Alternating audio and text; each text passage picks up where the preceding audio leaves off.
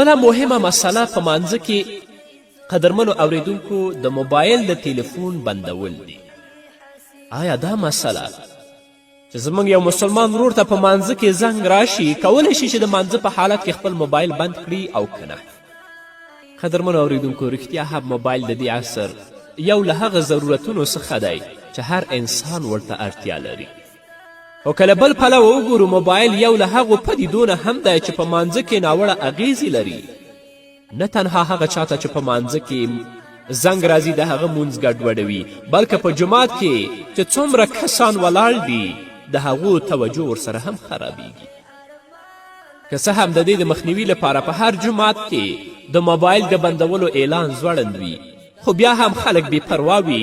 داسې ډیرې پیښیږي چې د لمانځه په جریان کې زنګونه راشي او یو لمونځګزار دې ته اړ باسي چې لمونځ مات کړي. آیا د مانځه په دې طرز باندې چې چاته په مانځه کې زنګ راشي کولی شي چې خپل موبایل بند کړي او که نه؟ قدرمنو اوریدونکو د موبایل په اړه په شریعت کې داسې تصریحات نشته چې هغه په ټکي په ټکي زه تاسو ته ولولم، ځکه دا د عصر نوې لاسته راوړنه او نوې اړینه آله ده. خو که په غور سره وګورو ځینې نبوي احادیث شته چې د هغه په نظر کې له لورو سره د موبایل د بندولو حکم بې له دې چې لمونځ مات کړو هغه شته دی.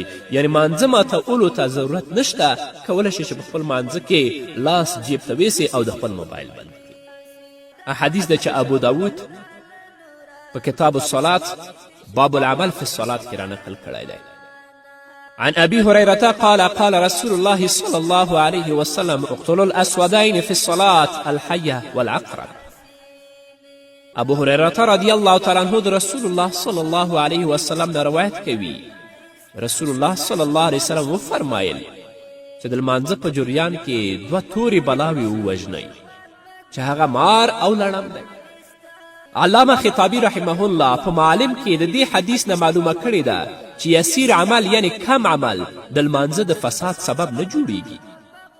او وروسته علامه خطابي لیکي چې د عمل تکرارول په یو وخت کې لمونځ نه فاسدوي، ځکه د مار وژل په ډیرو وختونو کې په یو ځل نه کیږي، بلکې په 2 ځلو وهلو یا په 3 ځلو وهلو سره هغه مار مري. او همدارنګه علامه خطابي لیکي چې هر مضر شی د مار او لړم په حکم کې شامل ده.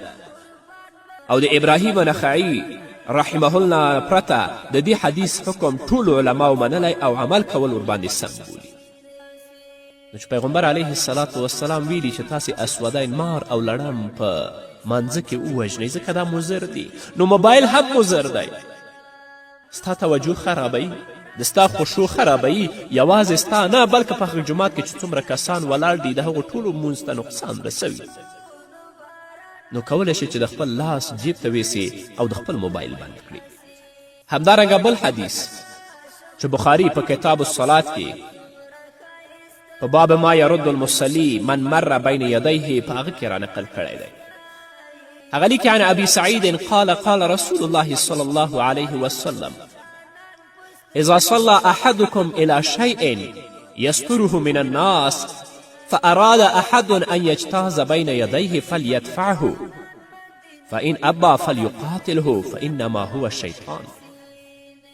ابي سعید خدری رضی الله تعالی عنه فرمایي چې محمد رسول الله صلی الله علیه وسلم ویلی دي چې کله ستاسو یو کس مونځ کوي او هغه خپل مخې ته یوه ستره ویښې وي، یوه ستره یې ویښې چې د دې د مانځه د مخې نه څوک تیر نشي، او بیا هم یو سړی راځي د دې د مانځه د مخې نه د تیرېدلو اراده کوي.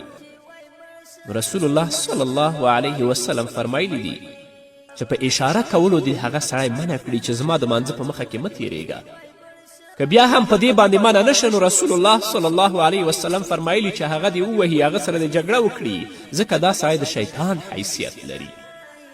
په دې متن کې هم دا اجازه شته چې کله د لمانځه مخ ته تیریدونکی کس په اشاره ځان پوه نه کړي نو لمونځ کوونکی هغه په لاس باندې منع کولی شي. نو چې هغه په لاس باندې منع کولی شي نو چې په موبایل کې تا ته کوم زنګ راځي ته کولی شي چې هم هغه په خپل لاس باندې خپل جیب کې بند کړي. همدارنګې د نبي کریم صلی الله علیه وسلم کړنه په دې دلالت کوي که یسیر یا کم عمل وي هغه مونځ نه فاسدوي. دا حدیث ده چې ابو داود په کتاب الصلاة باب الصلاة فی النعل په هغه کې روایت کړی. راوي د حدیث حضرت ابي سعید خدري د هغه فرمایي قال بينما رسول الله صلى الله عليه وسلم يصلي بأصحابه إذ خلى عن عليه فوزعهما عن يساره فلما رأى ذلك القوم وألقوا نعالهم فلما قضى رسول الله صلى الله عليه وسلم صلاته قال ما حملكم على إلقاء نعالكم قالوا رأيناك ألقيت نعليك فألقينا نعالنا. ابي سعید خدری رضی الله تعالی عنه فرمایي چې یوه ورځ محمد رسول الله صلی الله علیه وسلم د صحابه کرامو امامت کوه.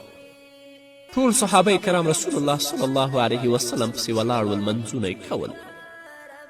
ناڅاپه محمد رسول الله صلی الله علیه وسلم خپل نعلین او د خپل موچینې ویستې او د خپل چپ طرف ته یې کیښودلې. صحابه کرامو چې کله د محمد رسول الله صلی الله علیه وسلم دا کار ولیده نو هغوی هم فورا د خپل نعلی او د خپل موچینې راویستلې او د خپلو چپ طرفونو ته یې کیښودلې. کله چې محمد رسول الله صلی الله علیه وسلم مونځ ادا که، مونځ خلاص که، نو صحابه کرامو نه یې پوښتنه وکړه چې په تاسې څه باعث و چې تاسو خپلې څپلۍ او نعلۍ ویستلې په مانځه کې؟ صحابه کرامو ورته ویلې یا رسول الله کله چې تا د خپلې څپلۍ او نعلین ویستلې نو موږ هم ویستلې تر څو ستا متابعت وکړو. بیا رسول الله صلی الله علیه وسلم ورته فرمایي چې ما ته خو جبرائیل علیه السلام وسلام راغی راته ویلې چې ستا په څپلیو کې او موچڼو کې څه نجاست دی، له دې وجې نه ما ویستلې. نو قدرمنو اوریدونکو، د دې ګڼو روایاتو په کتلو سره چې ما تاسو ته ولوستل، موږ کولی شو د موبایل تلیفون د بندولو حکم ترلاسه کړو او همدارنګه کولی شو چې د موبایل د بندولو حکم وکړو په مانځه کې، ځکه د موبایل ضرر او تاوان له هیچا پټ نه دی. او همدارنګه دا عمل یعنی د موبایل بندول په مانځه کې د هغه پورتنیو عملونو نه چې ما تاسو ته په احادیثو کې ولوستل زیات نه دی. نو که چاته د لمانځه په جریان کې د موبایل تلیفون زنګ راشي، هغه کولی شي چې له دې پرته چې د خپل مونځ مات کړي د خپل لاس جیب ته وغځوي او خپل موبایل بند کاندي. ځکه مونځ کې انسان به ډیر په تضرع او عاجزي سره ودرېږي، هغه د خپل راز او نیاز الله سره شریک کړي. او چې تا ته په موبایل کې موزیک را روان وي نو ستا توجه به هم خرابوي، او هغه کسان چې تا سره په مانځه کې دي د هغو توجه به هم خرابوي. نو غوره او بهتره خبر دا ده چې په لمانځه کې باید انسان موبایل بند